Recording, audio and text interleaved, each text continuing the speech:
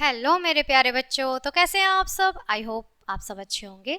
सो बच्चों, आज आपकी हिंदी व्याकरण की क्लास 4th का चैप्टर नंबर 18 स्टार्ट करते हैं। हमारे चैप्टर का नाम है बच्चों निबंध लेखन, जिसे हम इंग्लिश में एस्से राइटिंग बोलेंगे। ओके, तो बच्चों बिना देरी करे पाठ को शुरू करते हैं। आज हम एस्से के बारे में पढ़ेंगे और एस्से हम सभी को बहुत ज़्यादा अच्छे लगते हैं। ओके, जब किसी विषय पर क्रमबद्धता के साथ विचारों को प्रकट किया जाता है तो ऐसा लेख निबंध कहलाता है। निबंध लिखते समय निम्नलिखित बातों पर ध्यान देना अति आवश्यक होता है। सबसे पहले पॉइंट है बच्चों, यहाँ पर कुछ पॉइंट है। दिए गए विषय पर गहराई से सोचते हुए उससे संबंधित सभी बातों की सूची तैयार कर लें। ऐसे लिखने से पहले जिस भी टॉपिक के ऊपर हम अपना ऐसे लिखने जा रहे हैं उससे संबंधित सारी चीजें हम क्या कर लें, ध्यान दे लें। ठीक है, बातों को क्रम से लिखें और निबंध के रूपरेखा बना लें। ओके, नेक्स्ट है हर बात को अलग अलग अनुच्छेद में व्यक्त करें। हमारी जो भी बातें हैं उन्हें हम अलग अलग अनुच्छेदों में व्यक्त करें। नेक्स्ट है बच्चों, निबंध में लिखे वाक्य छोटे और प्रभावशाली होने चाहिए। ठीक है, प्रभावशाली हों या होने चाहिए। ओके, नेक्स्ट है भाषा सरल और शुद्ध तथा उसमें विराम चिन्हों का यथास्थान प्रयोग हो। नेक्स्ट है बच्चों, अपनी बात को दी गई शब्द सीमा में ही व्यक्त करें। ज़्यादा ना फैलाएं बातों को, समय सीमा में, शब्द सीमा में करें। ठीक है, निबंध लिखने के बाद उसे एक बार अवश्य पढ़ ले ताकि यदि लिखते समय कोई बात छूट गई हो तो वह फिर से लिखी जा सके। ओके बच्चों, समझ पा रहे हैं निबंध लिखने के लिए। उदाहरण के रूप में नीचे कुछ संबंध दिए गए हैं, निबंध दिए गए हैं, सॉरी बच्चों, कुछ निबंध दिए गए हैं। इन निबंधों को ध्यान से पढ़ें और निबंध लिखने का अभ्यास करें बच्चों। ओके, अब हम अपने निबंध शुरू करते हैं। सबसे पहला निबंध है बच्चों हमारा विज्ञापनों की दुनिया। ओके, विज्ञापनों की दुनिया देखेंगे। आधुनिक युग विज्ञापन का युग है। बिना विज्ञापन के इस युग की कल्पना भी नहीं की जा सकती। फिर चाहे समाचार पत्र हो, दूरदर्शन हो या रेडियो, सभी जगह विज्ञापनों की भरमार है। विज्ञापनों के बल पर ही वस्तुओं को बनाने वाले उत्पादक लाभ कमाते हैं। विज्ञापन के द्वारा उत्पादक सीधा उपभोक्ता से जुड़ जाता है।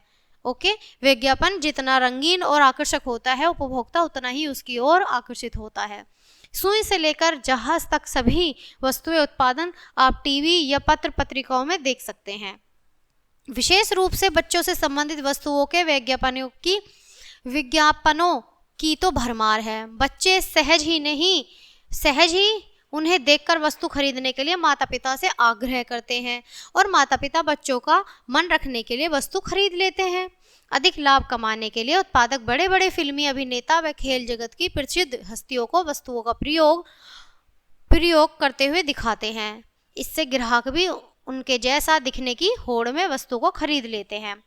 इसके अतिरिक्त वस्तु के साथ साथ विज्ञापनों का यह लाभ है कि ग्राहक नए नए उत्पादों से परिचित होते रहते हैं।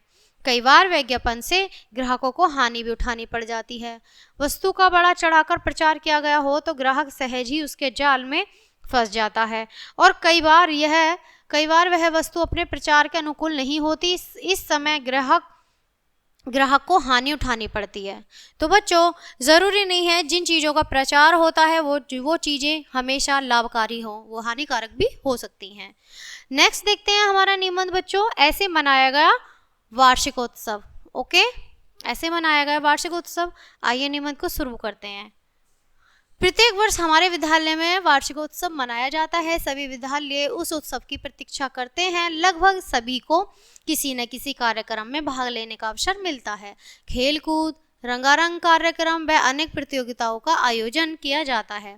इस वर्ष हमारे विद्यालय में वार्षिकोत्सव 3 दिन तक मनाया गया है। पहले दिन वाद विवाद, प्रश्नोत्तरी, काव्य पाठ आदि प्रतियोगिताओं का आयोजन किया गया। इसके साथ साथ नृत्य, संगीत, गायन कार्यक्रम भी चलते रहे। सभी विद्यार्थियों को बहुत आनंद आया। छात्रों ने अपने अपने प्रिय कार्यक्रम में भाग लिया। दूसरे दिन खेल प्रतियोगिताओं का आयोजन किया गया। अंतर विद्यालय प्रतियोगिताओं में छात्र बढ़ चढ़कर भाग लेते हैं। दौड़, शतरंज, टेनिस, फुटबॉल आदि अनेक खेलों का आयोजन किया गया। सभी अपनी अपनी टीम का उत्साह बढ़ाते हैं बच्चों। आगे देखेंगे।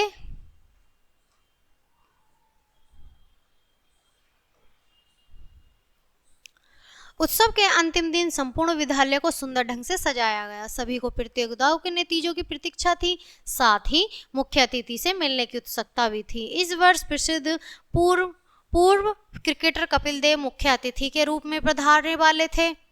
ओके, प्रातः 10:30 बजे से विद्यालय में पधारे। उनके साथ प्रधानाचार्य जी भी सभागार में पहुंचे। मां सरस्वती की वंदना से कार्यक्रम का शुभारंभ हुआ। अध्यापकों ने पुष्पगुच्छों से मुख्य अतिथि का स्वागत किया। ओके, उसके पश्चात समूह नृत्य प्रस्तुत किया गया। प्रधानाचार्य जी ने विद्यालय की गतिविधियों के संबंध में जानकारी दी। फिर पुरस्कार प्राप्त करने वाले छात्रों को मुख्य अतिथि के पुरस्कार प्रदान किए।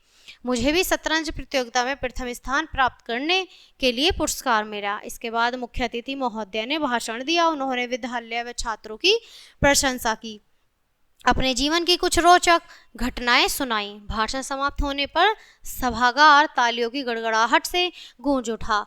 राष्ट्रगान के साथ कार्यक्रम समाप्त हो गया। सामूहिक भोज के साथ उत्सव समाप्त हुआ। तो बच्चों, ये था आपका सेकंड एस्से। ओके, अब हम नेक्स्ट एस्से शुरू करते हैं अपना निबंध, दीपों का त्योहार, जिसे हम बच्चों दिवाली कहते हैं। ओके, भारत को त्योहारों का देश कहा जाता है। भारत में 2 प्रकार के त्योहार मनाए जाते हैं, धार्मिक व राष्ट्रीय त्योहार। ये सभी त्योहार विविध धर्मों के लिए मिलजुल कर उत्साह व उमंग पूर्वक मनाते हैं। तो बच्चों, हमारे भारत में 2 तरह के त्योहार मनाए जाते हैं, धार्मिक और राष्ट्रीय त्योहार। ओके, इन्हीं त्योहारों में से एक त्योहार है दीपावली। इस त्योहार की एक विशेष बात यह है कि यह त्योहार अकेला नहीं आता, बल्कि अपने साथ साथ 5 त्योहारों की लड़ी सी लाता है। यह त्योहार श्री राम के अयोध्या वापस लौटने की खुशी में मनाया जाता है। 14 वर्ष के वनवास के बाद इस दिन श्री राम अयोध्या वापस लौटे थे। यह दिन व्यापारियों के लिए नए वर्ष का आरंभ माना जाता है। दशहरे के 20 दिन बाद दिवाली का त्योहार आता है। इस त्योहार की तैयारी दशहरे के बाद से ही आरंभ हो जाती है।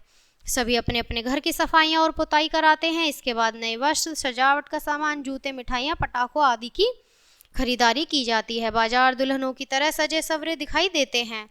इन दिनों विद्यालय में भी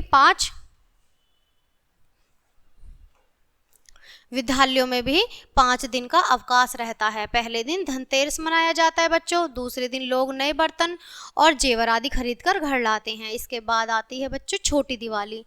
ठीक है बच्चों, पहले धनतेरस आती है, फिर छोटी दिवाली। इसे रूप चतुर्दशी भी कहा जाता है। तीसरे दिन यानी अमावस्या के दिन दीपावली का त्योहार बड़ी धूमधाम से संपूर्ण भारत में मनाया जाता है। रात को लक्ष्मी गणेश की पूजा की जाती है। चारों ओर प्रकाश ही प्रकाश दिखाई देता है। दिए और रंगीन बल्बों की रोशनी से हर घर जगमगाता है। सभी एक दूसरे के गले मिलते हैं और मिठाइयाँ बांटते हैं। रात को पटाखे भी जलाते हैं। दिवाली के बाद विश्वकर्मा पूजा और गोवर्धन पूजा का त्योहार मनाया जाता है। 5वें दिन भैया दूज मनाया जाता है। बहनें अपने भाइयों के माथे पर तिलक लगाती हैं और पूजा करती हैं। इस प्रकार दिवाली के त्योहार के साथ अन्य त्योहार प्रेम भाईचारे का संदेश देता है और संपूर्ण वातावरण उल्लासमय हो जाता है बच्चों, यानी कि एक खुशी का त्योहार हो जाता है।